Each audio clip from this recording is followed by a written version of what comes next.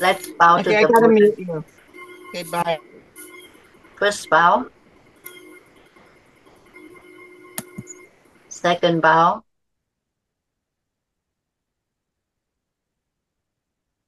third bow,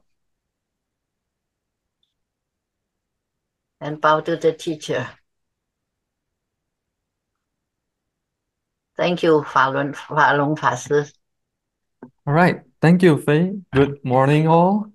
Good morning. Today is the last lesson, early Bodhisattva practices, and we are at the second sutra, Ugra.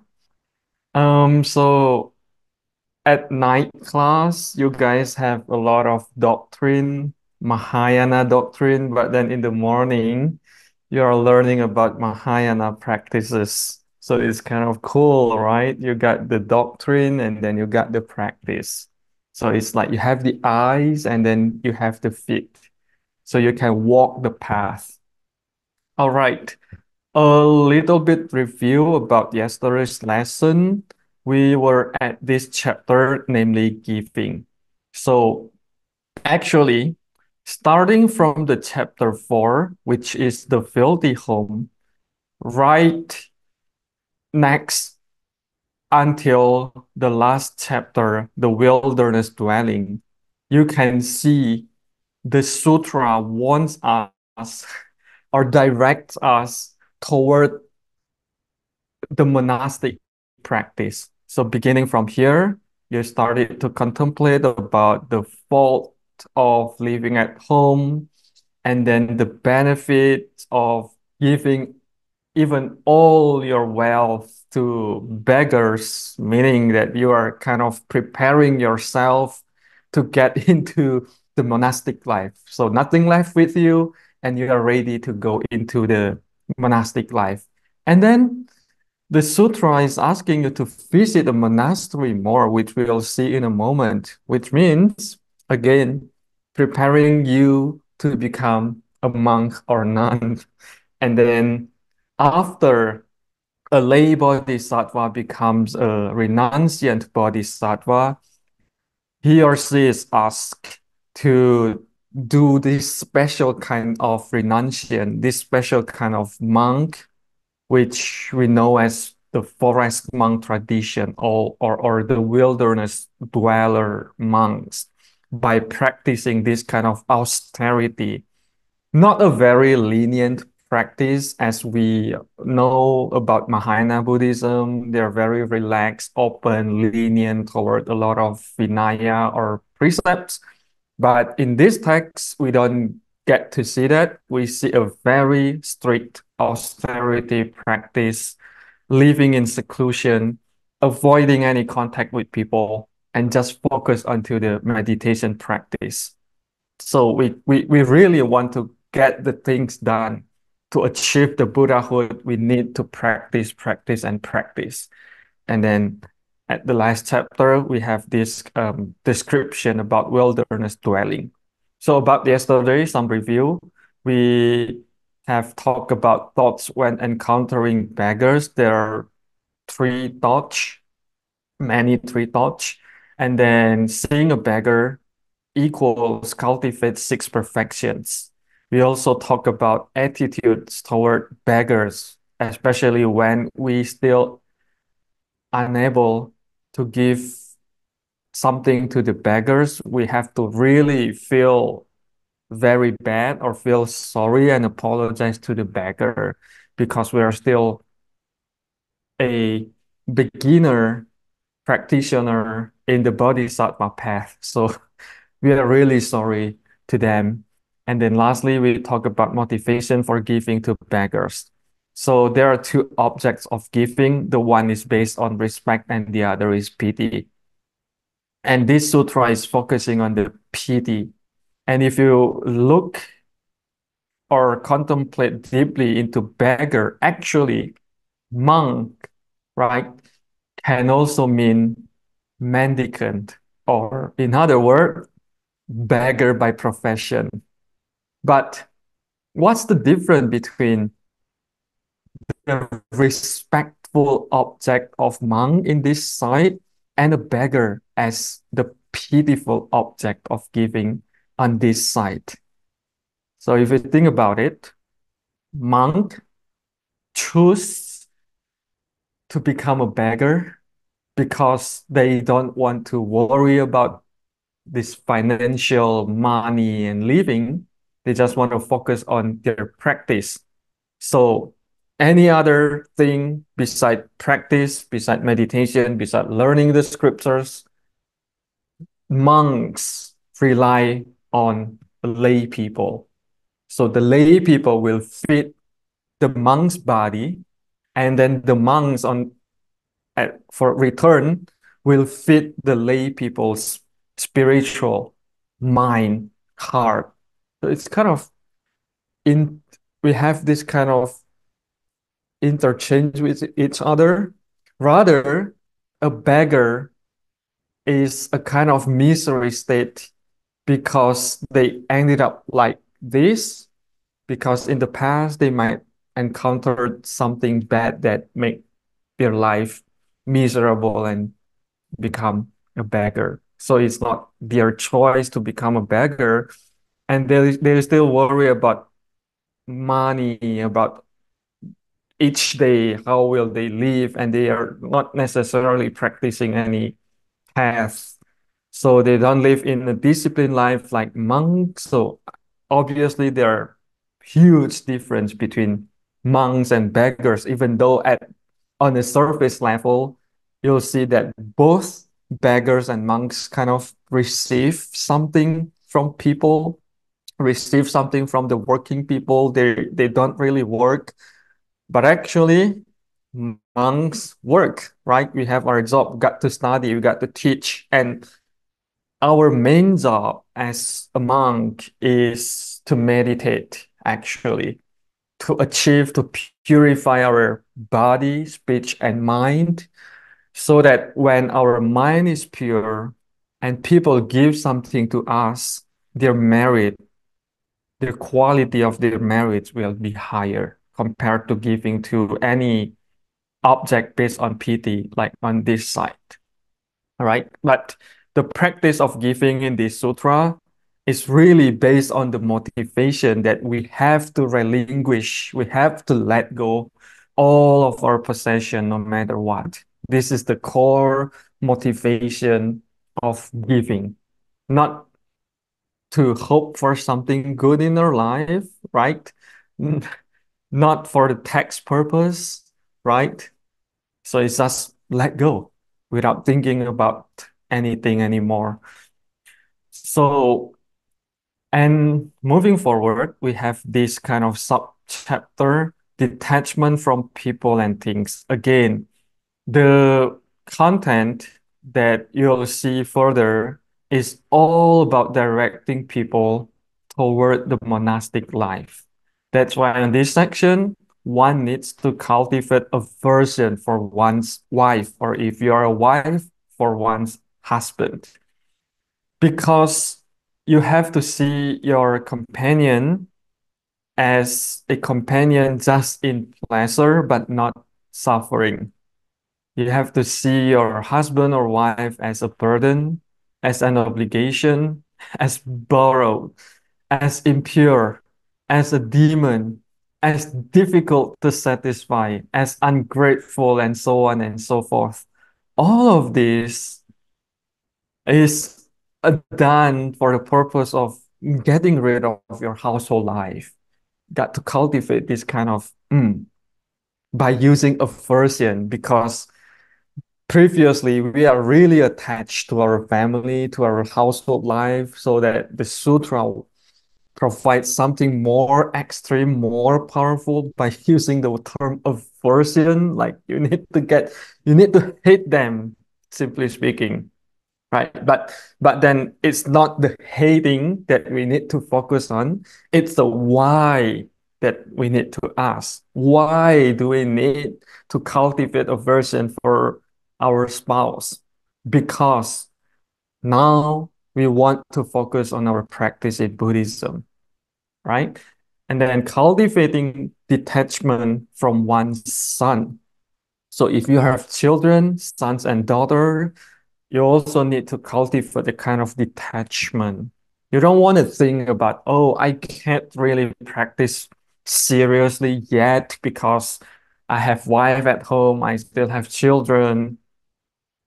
And this sutra want you to really get into the practice. All living beings have once been my sons, and I have been the son of all beings. This is the kind of thinking that you need to cultivate. All right, if you say that you have sons and daughters at home, what about others people's children?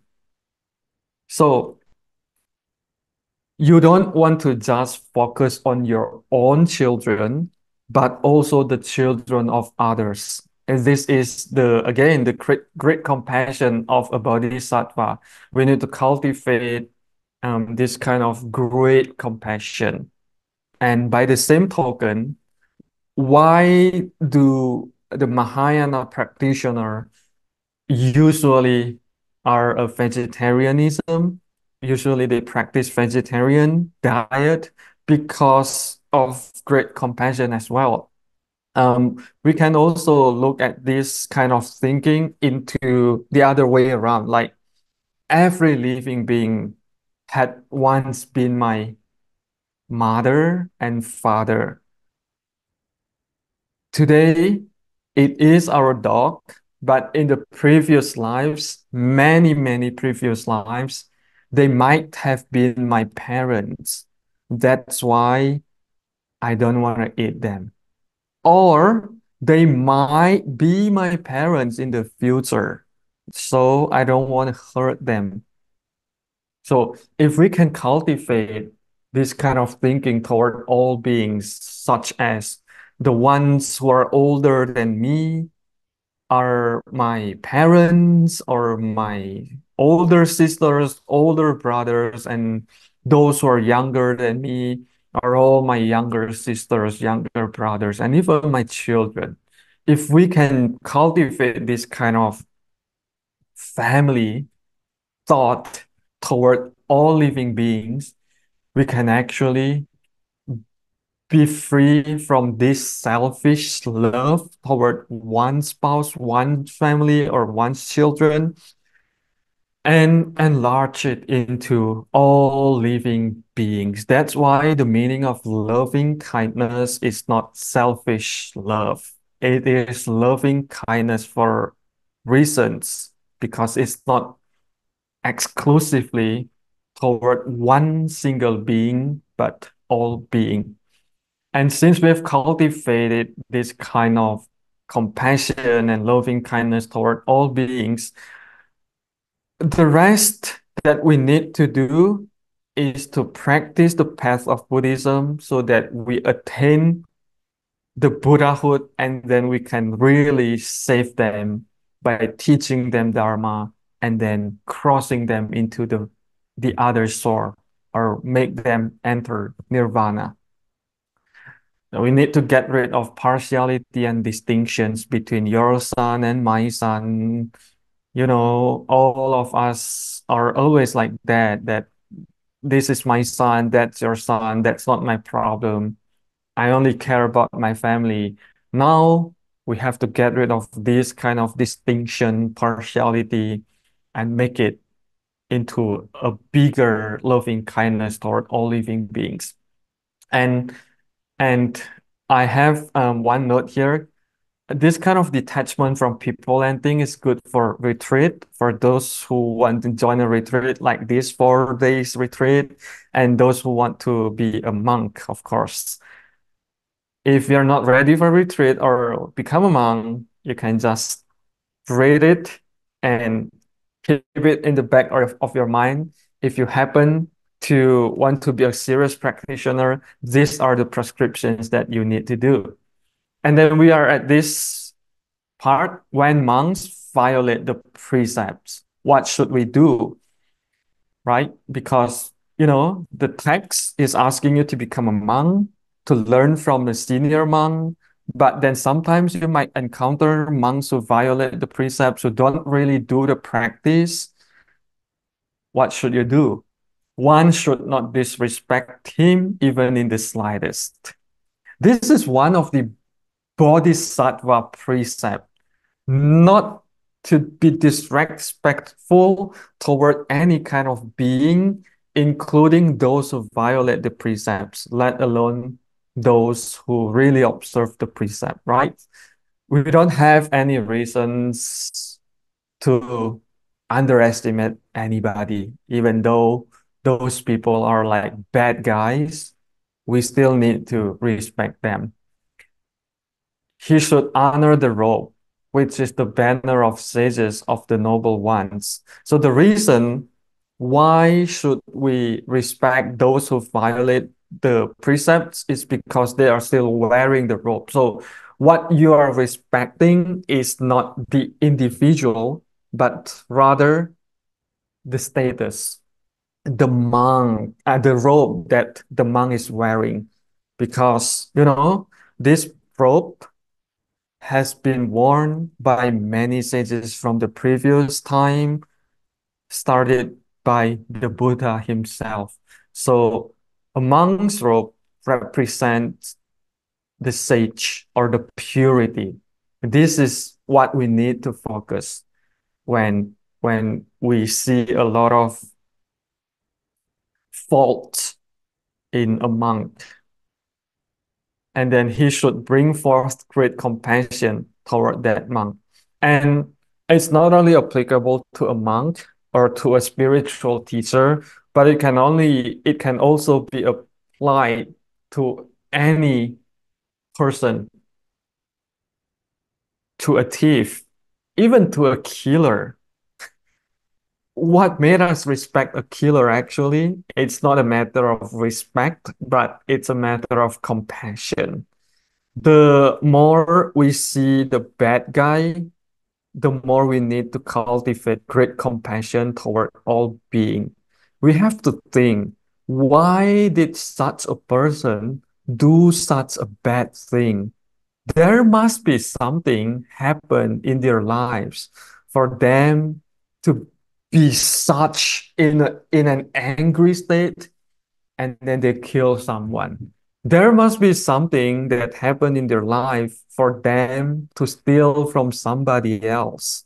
Maybe because of life is going down, he got nothing to eat, he left nothing, and he was left with this one option, which is to steal or even to kill because of afraid, and so on and so forth. And looking into the motivation for their anger and greed and even ignorance, we can see that actually everyone has their problems, difficulties in life that make them today. Even for those who do drugs on the street, like homeless people, they become homeless for reasons that also leads them to do drugs. So if only we want to understand everybody's difficulties and problems, that's where we can really rise our great compassion toward all people. And we have no reason to be angry, but rather to be compassionate, to be pity toward them, right? And this also applies to and the police officer.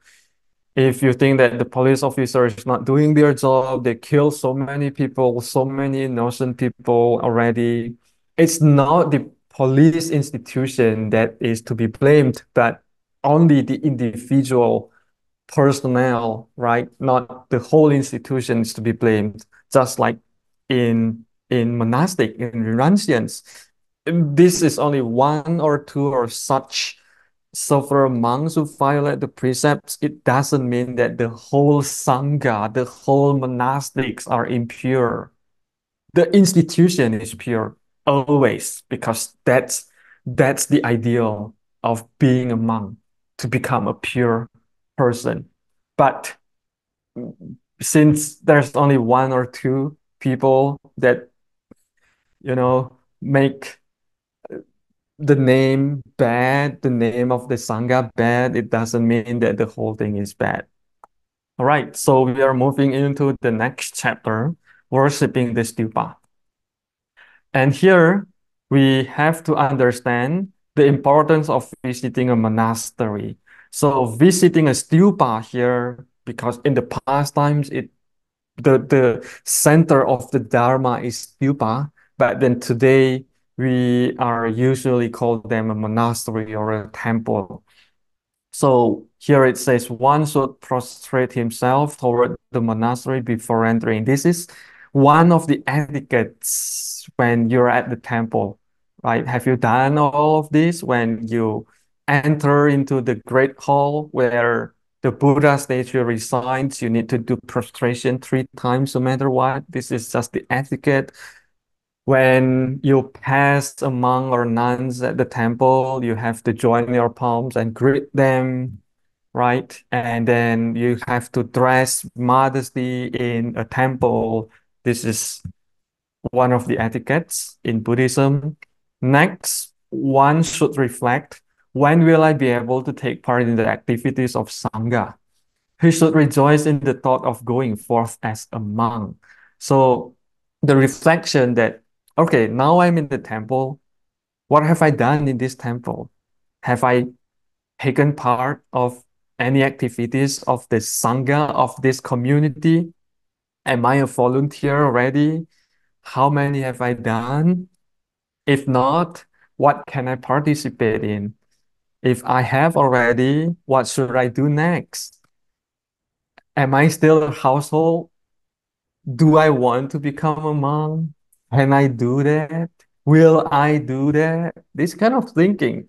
So the sutra wants us to become a monk immediately after you see how this community is very beautiful. Everybody works in group, but work as individual as well.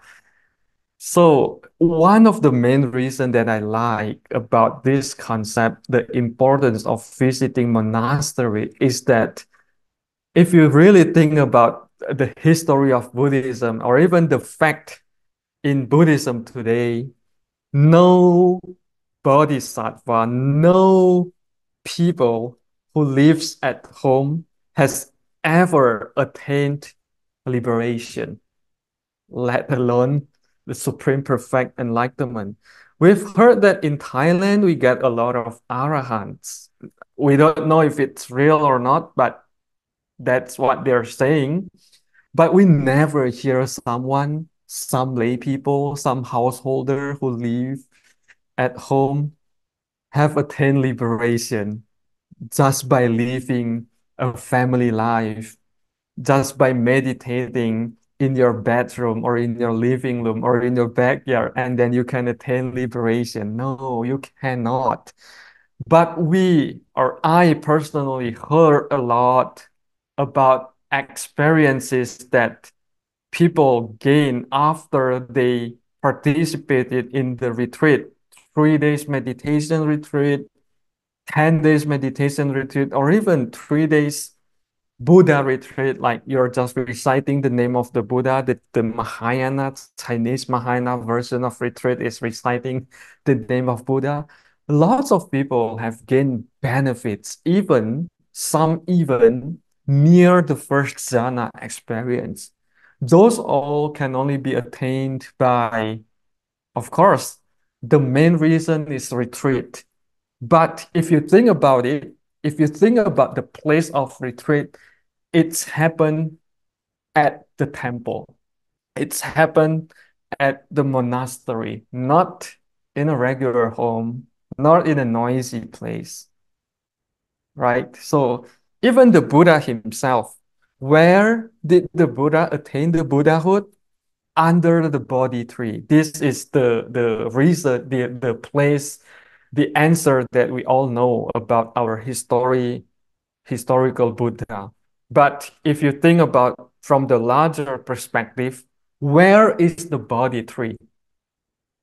It's inside the forest, right? It's not in any park. It's inside the forest. So that's why this sutra want us to be a forest monk, just to imitate what the Buddha has done. So I hope you all can really contemplate on this sentence. If you really want to gain benefit from practicing Buddhism, it has to be from the temple. If you go to the temple a lot, participate in the temple's activity, and even the more serious task to do is to meditate often at the temple meditation hall, if they have one, or just any meditation room for practitioner, you'll you'll progress quickly compared to when you practice alone at home, right? But our technology, since the COVID-19, it changes everything. All right, so now here we have types of monks in the monastery.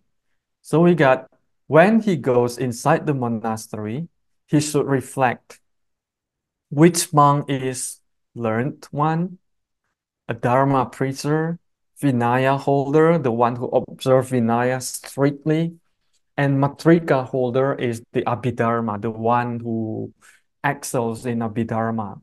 And we also have this information that there is a monk who is a Bodhisattva Pitaka holder. The wilderness dweller, the yogic practitioner, belongs to the Bodhisattva vehicle in charge of repairs, the administrator, the overseer, or the abbot of the temple. So here, these two giving us clue that during the early Mahayana period, we already have at least two types of monks. The one who follows the Sravakayana path, or like what we know today as the Theravada tradition monk. And then the second is the Bodhisattvayana monk, the one who follows the Bodhisattva path, like today's Mahayana monk. Because of this, we have this statement, Bodhisattva Pitaka holder, and belongs to the Bodhisattva vehicle, right? So can you name types of monks at your temple? How many monks in your temple, and what are their obligation? What are they good at? What is their main practice, for example, right? And what have you learned from each of them? So you visit a monastery not just for your own sake, you also need to learn. You also need to understand each individual of the renunciant there, and then learn from them, either by asking them directly questions about Dharma. Of course, if you want to ask questions about Dharma, you need to find the learned one, the Dharma preacher one, and not the one who is in charge of repairs. Might they might not be able to answer your question, but if you ask them how to repair things, they might be happy to answer them, right? And then if you have questions or concerns about meditation practice, you can ask the one who is good at meditation practice.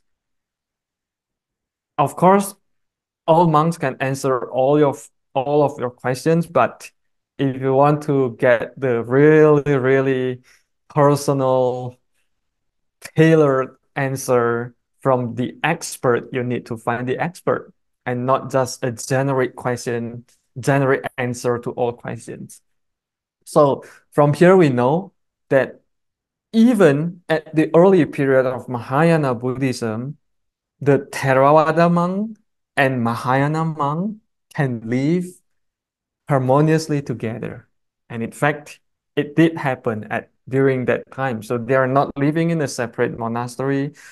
They were not really a separate community as today we know we have, oh, I belong to Theravada tradition, you belong to the Mahayana tradition. We got to be separated. No, they're just living in the same temple. And because at this stage, very early stage, a bodhisattva path is just a matter of personal endeavor. If you want to pursue Buddhahood, you can and you may. If you want to just be an arahant, you can, you're welcome. So everyone just does their own stuff, but they're all just the same. But then in today's 2024, we have all these kinds of technology. So here in the middle, the eightfold wheel represents the Dharma, right? In order to listen to the Dharma, we don't necessarily have to visit a monastery and visit a monk or nun in person to get the teaching.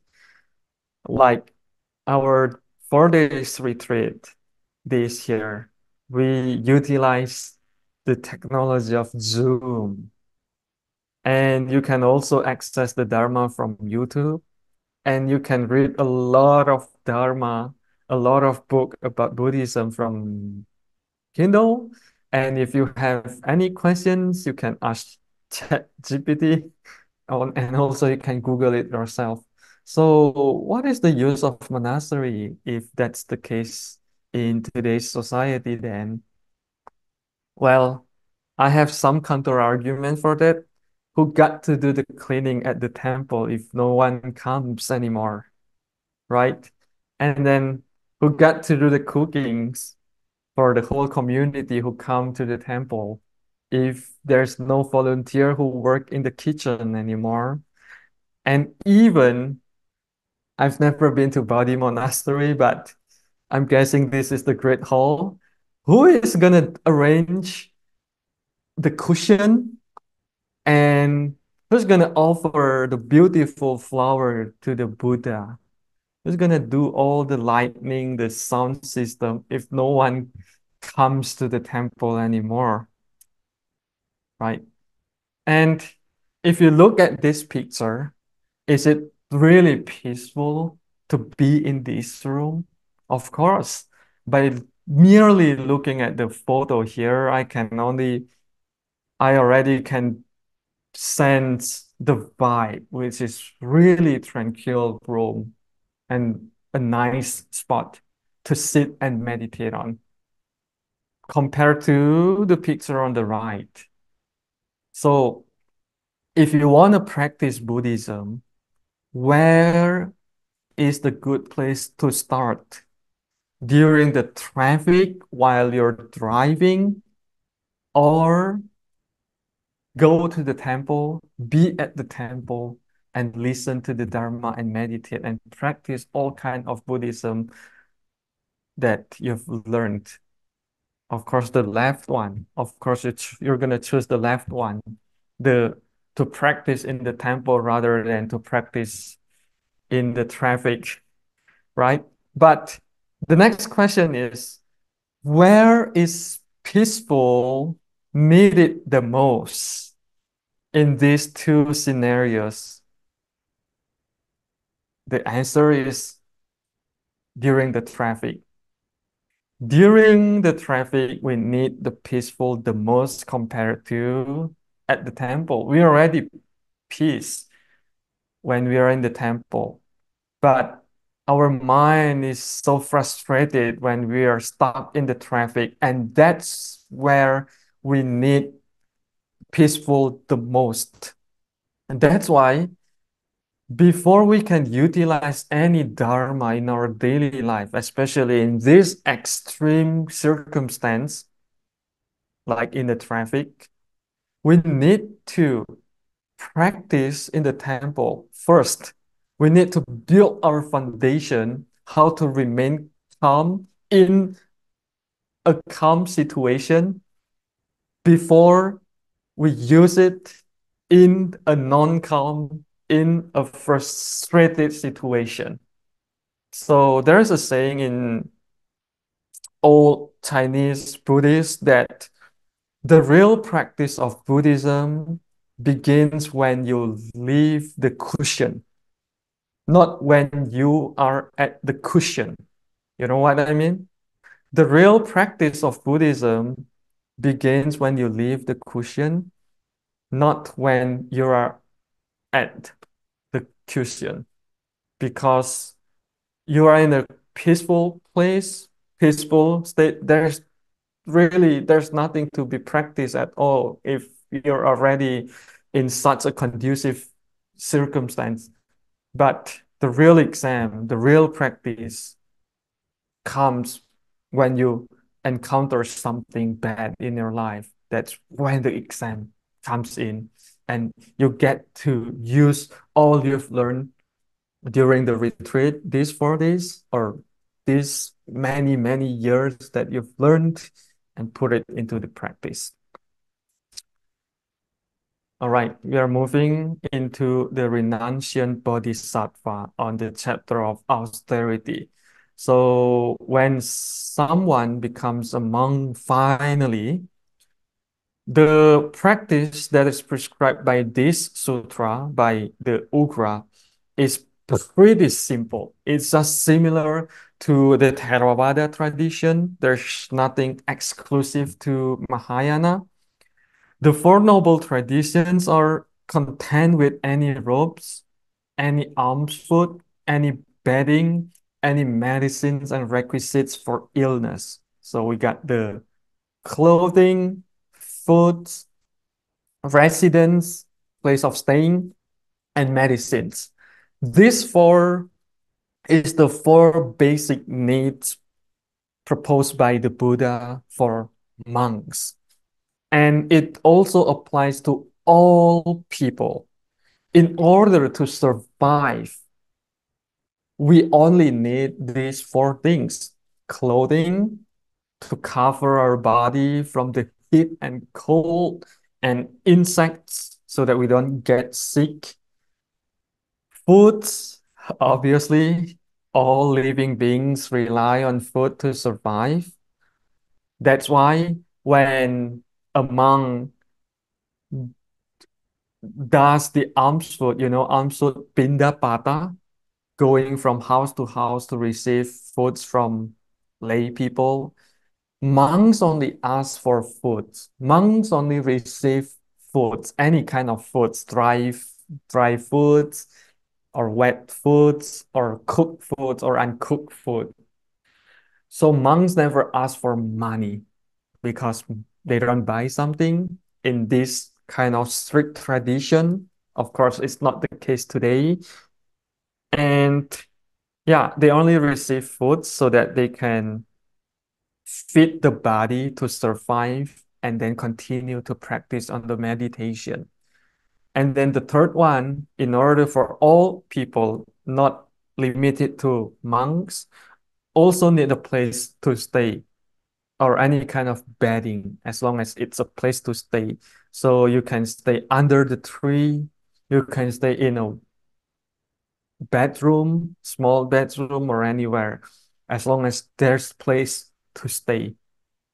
And then medicine, when you get sick, you of course need some kind of medicines to cure and then continue into your practice. So if you really think about it, of course, it's hard to say in today's society that we only need these four things, because our society has become more and more complicated. We really, especially in the United States, we really, really rely on electricity today. No electricity equals no life. There's no Wi-Fi, no internet connection. And in today's society, if you don't have any internet connection, you can't do anything, right? A lot of people work from home, rely on internet. A lot of businesses rely on the internet, banking system. So no electricity equals disaster nowadays. And and also like mobile phone, handphone, we all need that today, right? Even for monks. But in the forest tradition, monk, they don't need this kind of thing. That's why this sutra is asking us, go back to the basic, right? If you stay in the city, you'll just live like any lay people. They have fun, you have fun. They have house, you have house. So there's no difference, and you can't really practice the Four Noble Traditions as prescribed by the Buddha. So if you really want to keep these noble traditions, go back into the forest, and all you need is just these four things: ropes, arm foods, bedding, and medicines. You don't need phone, you don't need electricity, because you only need to do your practice meditation, and you don't have any entertainment in the forest, in the middle of the forest, right? You In other words, you have to be really focused on your meditation so that you are calm enough when you encounter wild beasts in the forest. All right, moving on. There are two types of morality according to Venerable Yin-Shun. The first one is regarding the lifestyle. So morality regarding the lifestyle is the Four Noble Traditions that we've just seen. And then the other one is regarding the ethics. A lot of the time when we talk about morality, we are talking about the ethics, the ethical aspect of Buddhism, but we rarely talk about the lifestyle kind of morality. So the ethics, you all know about the training of morality or precepts, individual single precept that you all already know. No killing, no stealing, no sexual misconduct, no lying, and no intoxicants. Or if you are a seasoned practitioner, you can also take or observe 8 precepts with 3 additions of precepts into your 5 basic precepts. And if you're a novice, you take 10 precepts. If you're a monk or nun, so you take the full precepts. And then there are also, before all of this training of morality existed, the Buddha initially only prescribed for purification in terms of Buddhist ethics. There are body, speech, mind, and livelihood. As long as you don't do anything that is impure in regard with the bodily action, speech, mind, and livelihood. Livelihood meaning that you live your life as a real monk who rely on the lay people, and then you do your own practice.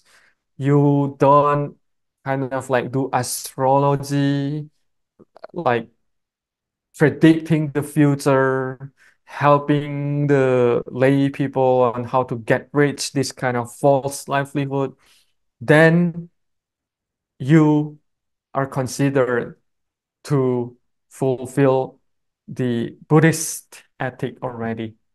But then as time goes, a lot of monks violate the basic precepts, and then the Buddha started to prescribe each single individual of morality specifically to monks and lay people so that they don't violate it in the future. So in the beginning, in the initial state, a lot of precepts that we have today was not verbally prescribed by the Buddha, but that at the later stage, when the community of monks and nuns grew bigger and bigger, violations were everywhere, the Buddha began to verbally spoke out that you cannot do this, you cannot do that. That's where our 250 precepts of a monk in the Mahayana tradition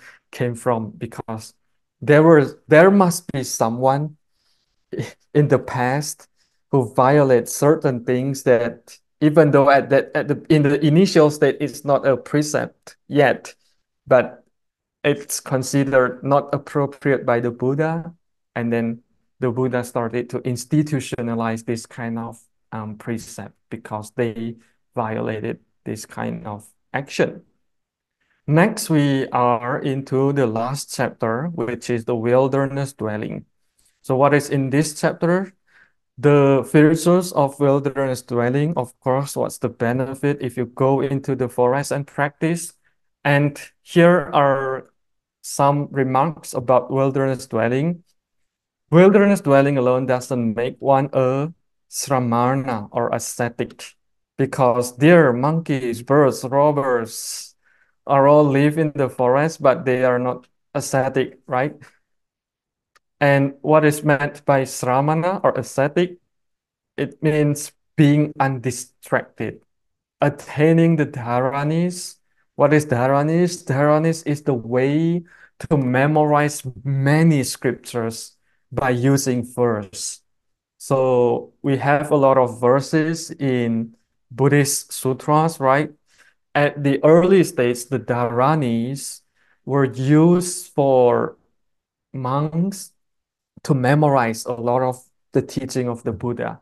So they kind of memorize the key term of each scripture. So for example, if there are 10 scriptures taught by the Buddha, in order for the disciples to remember to memorize the teaching, they need to kind of grasp the key point, the key term of each sutra, and then put everything together into a very sometimes random verse because it's just a means of mnemonic, a means of memorization by using a key term, key term, key term, and then connecting dot in order to memorize. And then the sramana can mean understanding, wisdom, and fulfilling the learning. So even though in this sutra, we keep talking about forest monk, it doesn't mean that it's true that they live in a seclusion, but they still have kind of tie with the monastery. They still need to visit a monastery often to fulfill the learning. They still need the theoretical aspects of the learning, and you can't just blindly do your own meditation without the instruction of a teacher. And that's why um, a lot of teachers that who teach these forest monks live in a monastery. Yeah, it's kind of contradicting sometimes when you are asked into the forest to do your practice, but the teachers themselves live in the monastery. That's why those forest monks need to go back to the monastery occasionally to receive the instruction and then go back into the forest to practice. And then the renunciant bodhisattva should not be in close contact with many people. Engage with people is allowed to listen to the Dharma, revere the Buddha, mature beings, or associate with those whose bodhicitta is uncontaminated. So, certain engagement with the people is still allowed, especially in terms of receiving the teaching, listening to the Dharma talk. They have to go back to the monastery and then go back to the forest. So, there are two basic interactions of the wilderness bodhisattva. The first one is when they receive offerings from lay people. So they still have to maintain contact with lay almsgivers and sometimes teach them Dharma. And second, they still have to go back into the monastery for monastic assemblies. In the monastic system, we need to recite the Vinaya twice a month. And every monk within a certain radius has to gather into a certain temple to recite the Vinaya together. So on this occasion, all those forest monks need to come back to the monastery for the assembly.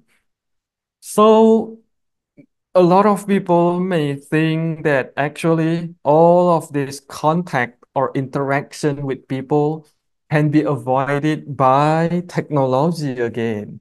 If you want a monastic assembly, you can do it by using Zoom. Everyone just log into the Zoom, and then we have the meeting on Zoom. You don't have to um, be in contact with people directly. And if there's any lay people who want to do offerings, you can do it by Zelle, Venmo. If you want to offer foods for monks, you can order Uber Eats for them, right? But then again, something is missing, which is the sense of community.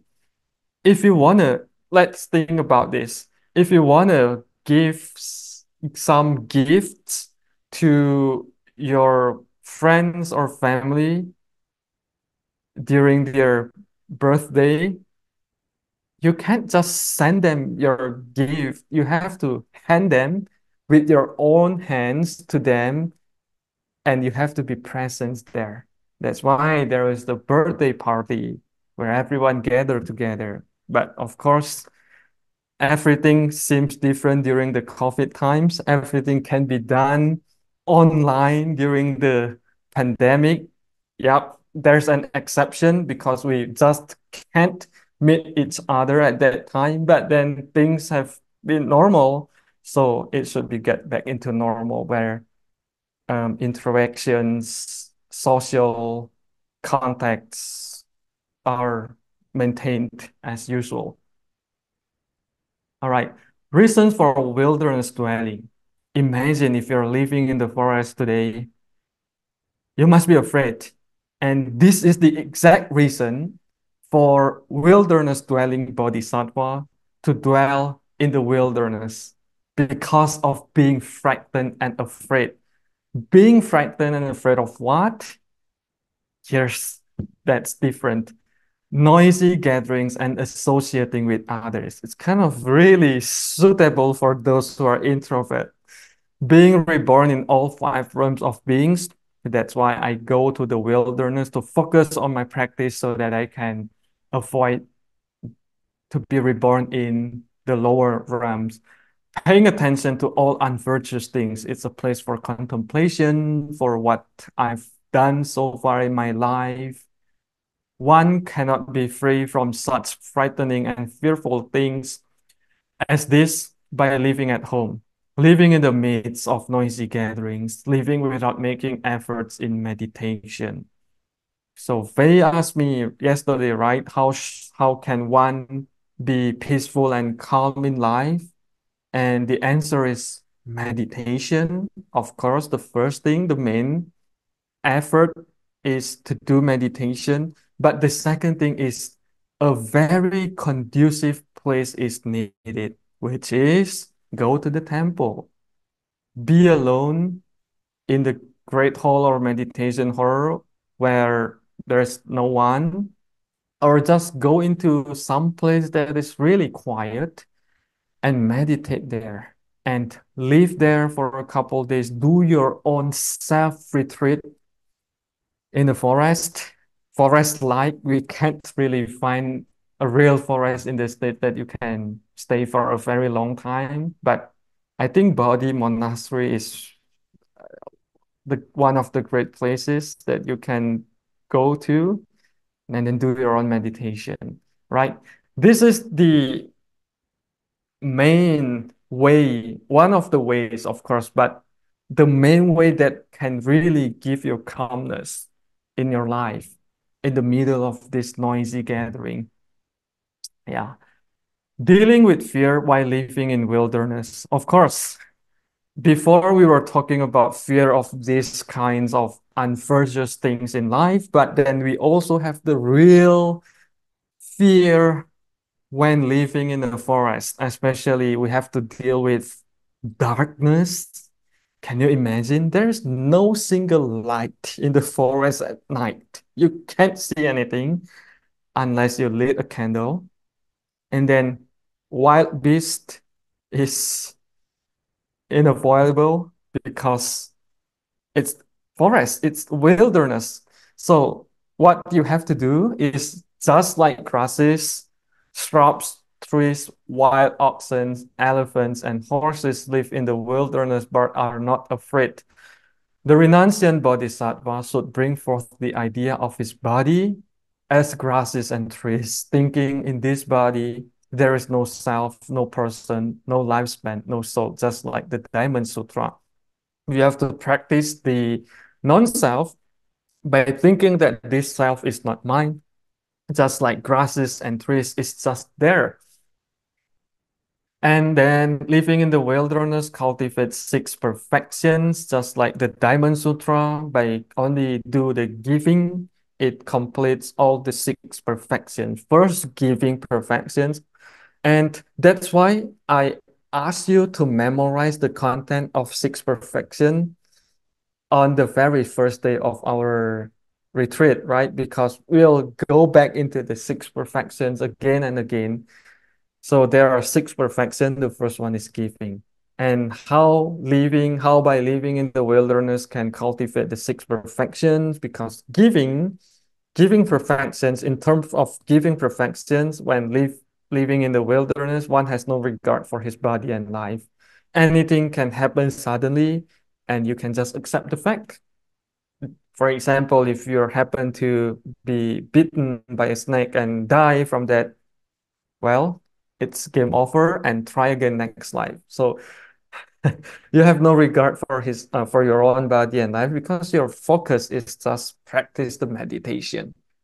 And then morality, gain full possession of the three restraints, body, speech, and mind, by becoming firmly grounded in the ascetic qualities. Patience bears no malice toward living beings, but produces loving kindness toward all beings and can realize omniscience. Imagine if you live in the forest, when you encounter some wild beast that wants to eat you alive, are you afraid? Will you be angry at them if they eat you alive, or you cultivate, you produce the loving kindness toward them? So this is the chance to practice what is really hard to be practiced. Energy, in order to attain non-arising wisdom, I will not turn back from the wilderness. This kind of spirit, aspiration, and persistence. Concentration, fully acquiring absorption, does not grasp the self, accumulate the root of goodness. And lastly, wisdom perfection, because he doesn't think of the mind and body as well as the result of the practice. So kind of non-arising wisdom. So can we be a householder, still living as a householder, but practice the practices like those who are renunciant bodhisattvas? Can we combine them? Being a householder, but do the practice of renunciant bodhisattva? Yes, you can. But if you need to fulfill certain criteria. The first one, if you can give away all things without regard, possessing bodhicitta, or the aspiration to become a Buddha and save all beings, and does not hope for the ripening of his action. See, this kind of content has been covered from the previous chapter about giving. You need to give all things to beggars. Is the most suitable object of receiving, because they have nothing, you have everything, and then you want to get rid of everything now, and they need anything. So that's the chance for you to practice your giving, and kind of an opportunity for you to get rid of all your belongings and become a renunciant alike, even though you're still a householder. Pure in his practice of celibacy, he doesn't participate in sexual intercourse. So we are talking about a householder, right? You all who want to also do the same thing like a renunciant bodhisattva.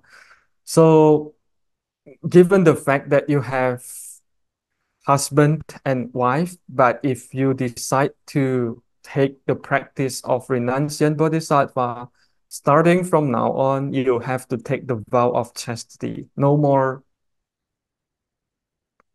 sexual action.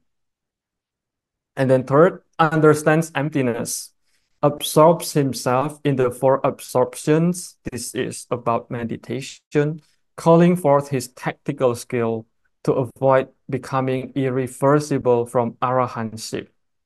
And then lastly, be energetic, realize the perfection of wisdom, direct loving kindness toward all beings, accept all dharmas, and protect the dharma by teaching it to the people. So we have talked a lot about types of bodhisattvas, and Venerable Yin-Shun summarizes that there are three types of bodhisattvas. There are only two kinds prescribed in this sutra, but actually implicitly there are three. The first one is lay bodhisattva. The first 6 chapters, right, are about lay bodhisattva practices. And then we have the renunciant bodhisattva, the last 2 chapters about austerity and wilderness dwelling. That's about renunciant bodhisattva. But then we have the third time that we just see lay bodhisattva who lives as a renunciant. So now I know you all are going to stick with the first type. I just want to be lay bodhisattva. That's it for me in this life. It's totally fine, even though the sutra keeps asking you to become a monk, become a monk, become a renunciate. Come on. But then you get the third option. Actually, it's not always on or off situation. You be a monk or not, but there's always the third option. Whereas you still do you, but you live like a renunciant. It's doable, just like our main character here, Ugra. And also, if we summarize the places of renunciant dwelling, actually there are three: wilderness or in the forest. And then here is a very special place, which is set by the Venerable Yin-Shun temple in the village near city. And then the third one is monastery in the city. So for wilderness, it's mainly for renunciant bodhisattva. In the temple in the village or near the city, not too far, not too close to the city, it's a learning center for renunciant bodhisattva. And monastery in the city mainly is the place for lay bodhisattva to visit. So when we talk about the forest monks who have to come back to the temple to learn the Dharma, it refers to the second type of temple in the village or near the city. So not in the city itself, right? So which type is your temple? Here, again, I've never been to the Bodhi monastery. I'm not even sure if this is the right place. I just Google it from the maps. Is this your monastery, Bodhi monastery? Does it look like this? Hopefully I'm right. Do you Yes, consider your yes. monastery is which type of monastery is your Bodhi monastery? Is it the forest, in the wilderness, or near city, or in the city? It's wilderness in the village, So it's the second type, is it? but it is a big forest around Oh, it. right. I Yeah. know, I know what you all might answer. So when I zoom out, see, I can see a certain kind of neighborhood, some neighborhoods here and there, right? Even though on the left side, it's all the woods and kind of like forest. But actually, this kind of monastery is considered the second type, which is the monastery near village, not too close and not too far to the city. That's why it's still accessible for all of you. And Venerable Yin-Shun also have two monasteries in Taiwan that he built during the early period. The first one is Fuyan Buddhist Institute. It is the learning center for mainly monks. And Huiru Jiangtang or Huiru Lecture Hall. I'm not sure if there's the English name for this place. It is mainly for Dharma propagation. So if you look at this, we have the Buddhist Institute as the second type, the monastery near village, not too far from the city and not too close from the city. And the lecture hall is rightly in the middle of the city. That's why that is the third type of monastery. So if you look at here, this is the Fuyen Buddhist Institute here. Up, you have to go up into a little hill, not too high. And then it's pretty close to the city, crowded city down there. But then a pretty tranquil and serene environment up there. Even though it's facing the whole city of Hsinchu in Taiwan, but when you're up here, you can't, there is no noise, crowded noise coming up from the city. It's really quiet. Amazing place, right? And the lecture hall is, as you can see, in Taipei city, and it's just right in the city. So this is the example of the monastery in this city. So the main function of this temple is for Dharma propagation. A lot of Dharma lecture for the the general audience is held here in this temple, whereas here it's just a place of studying. So it's not open for public. If you want to come to visit, you can, but you have to make an appointment first. And there is no celebration, there's no crowded here. It's just a couple classrooms and rooms for students to live and teachers and one great hall and one library. It's really nothing to see, but if you want to feel the great place for learning Buddhism, you can visit one day. Um, I I'm not sure if we have a real forest in the United States.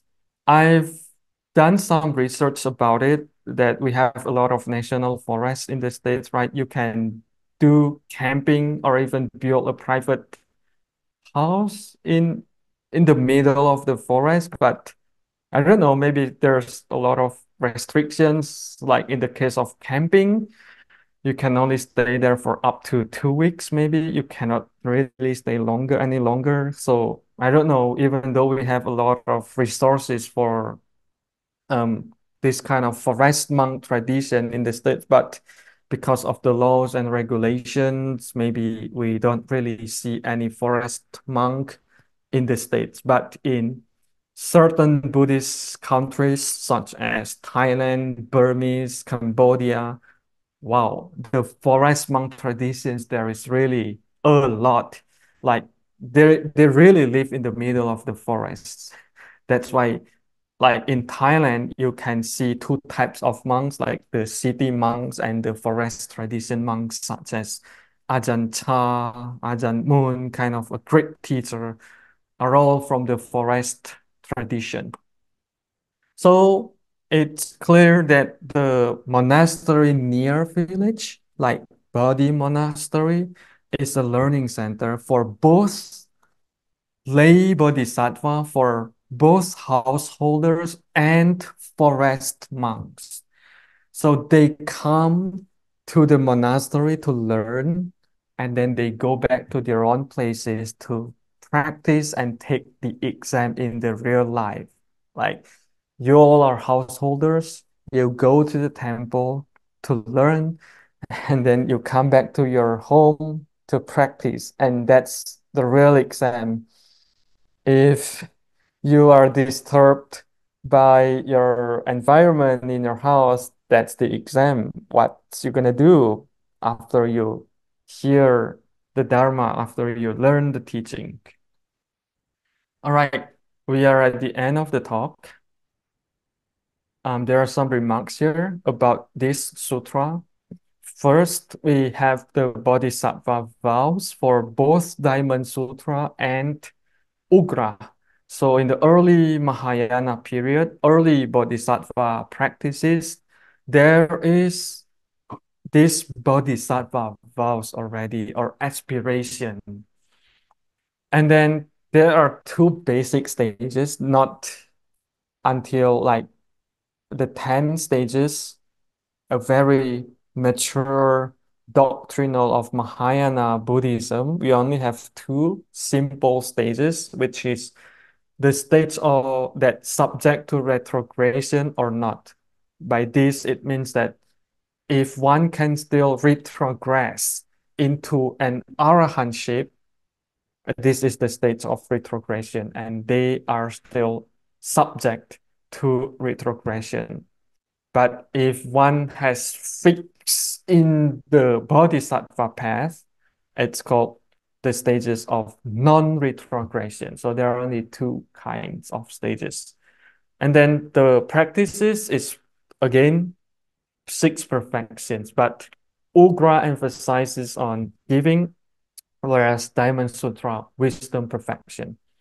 And then the notion of skillful means or upaya kaushalya is exclusive to Mahayana Buddhism, although in the early period it is used for meditation practice. Like if you're encountering hindrances when you meditate, what kind of tactical skill you need to utilize to deal with your hindrances?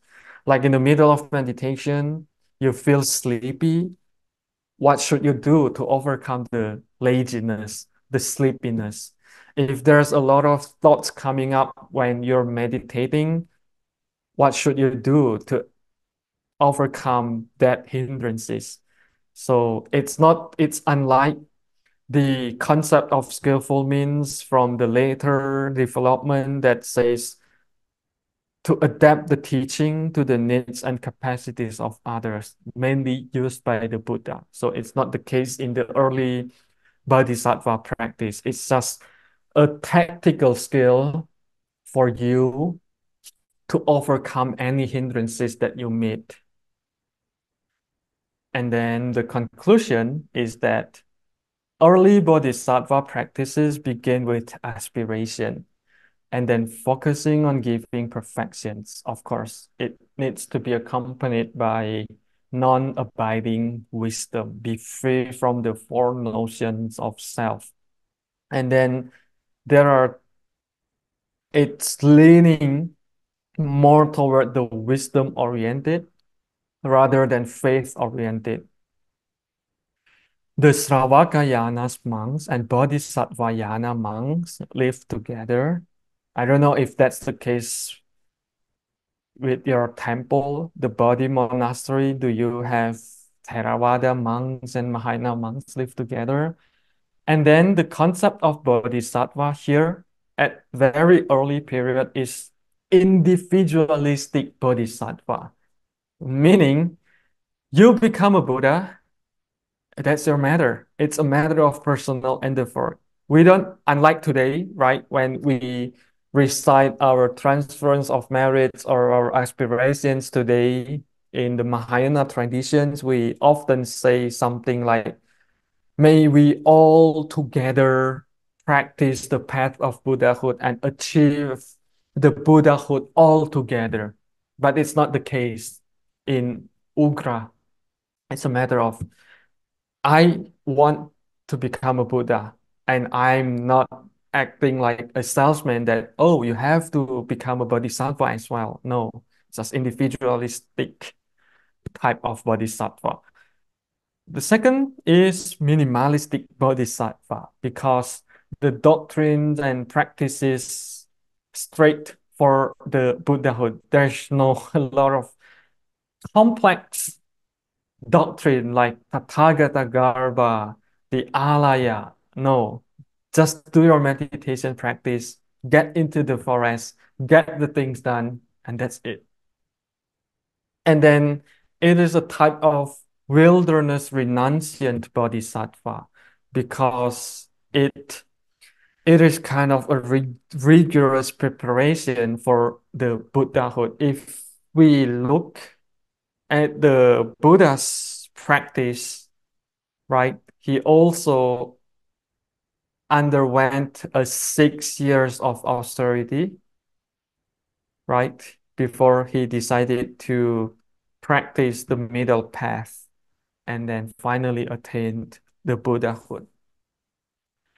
Also, this is a sentence that I saved for the last because I know you all might have a question. Is this really doable type of practice?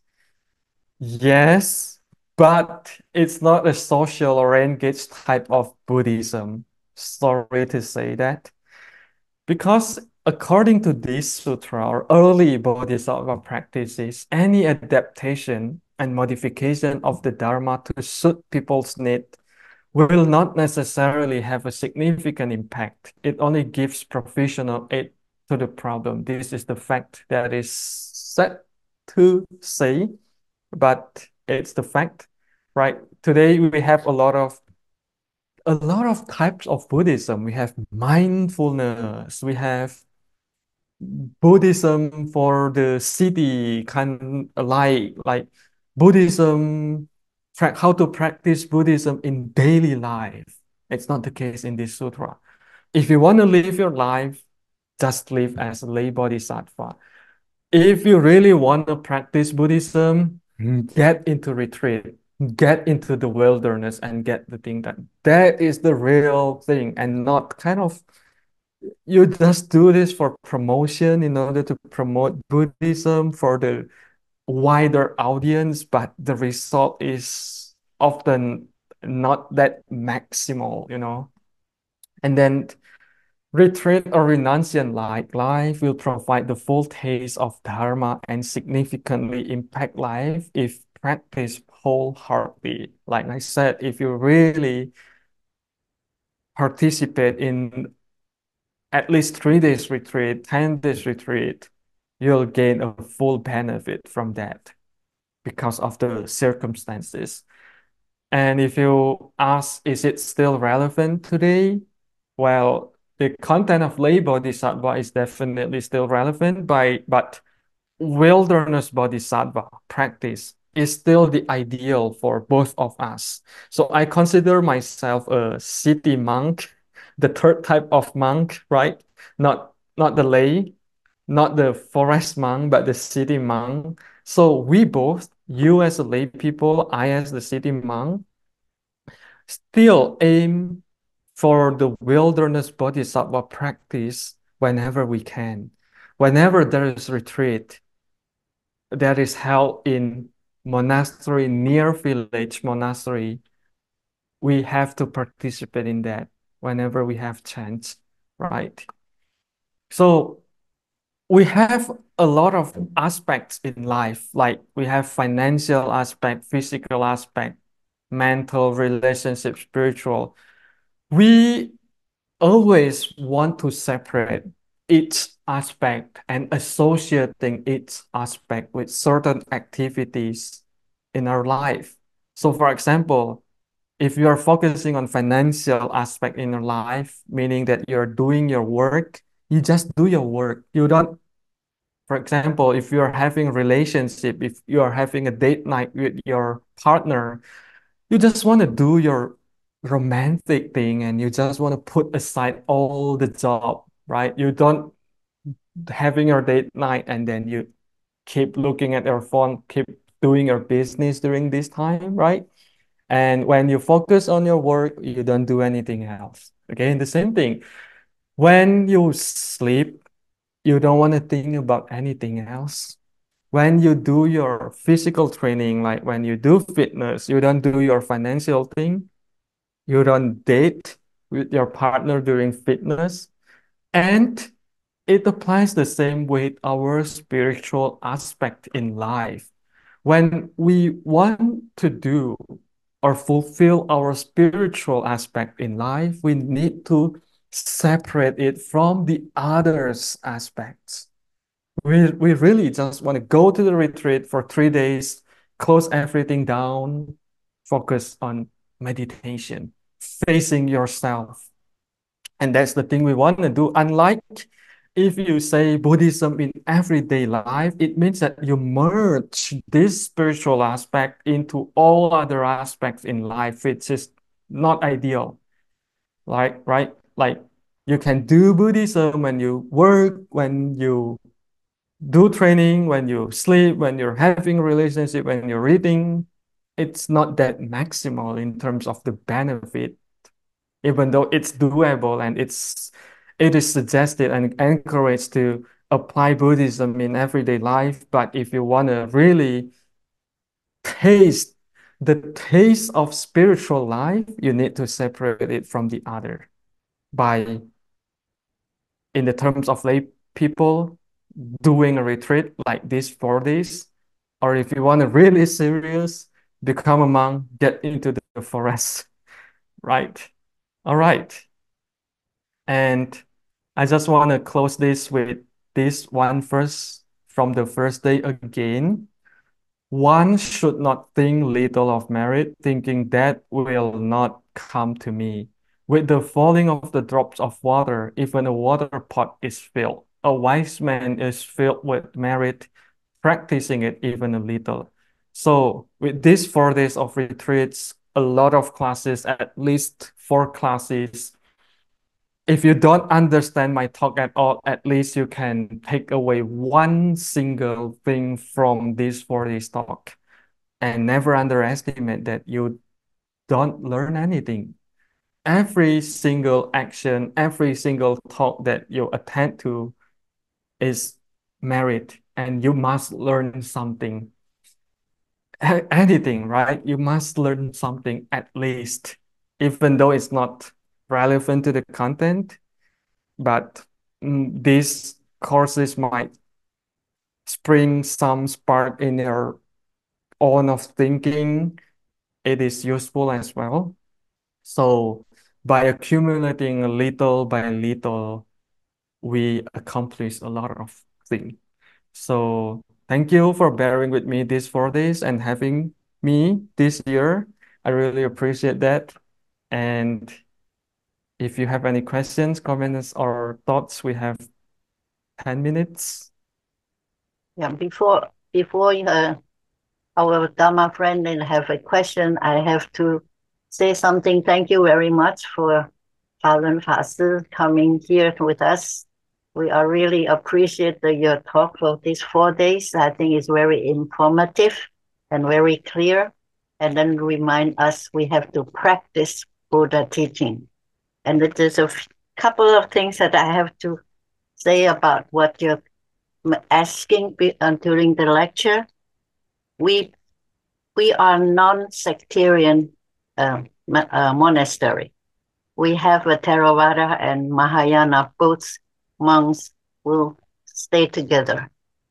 But so far in this time, we only have Mahayana one, because used to be Bhikkhu Bodhi with us, so we have both. We practice both Theravada and early Buddhism and Mahayana Buddhism.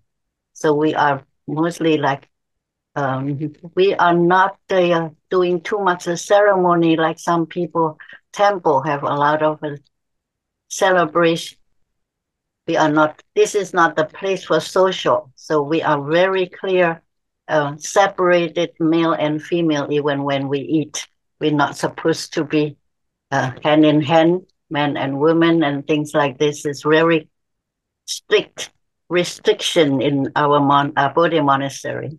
So another thing is we hope that you can come next year again a little bit or visiting us. It's very welcome. We have a lot of room for you at this 10 empty room now. So it's a big lecture hall and big body. We have a big Dharma hall, we call it Buddha hall, not Dharma hall.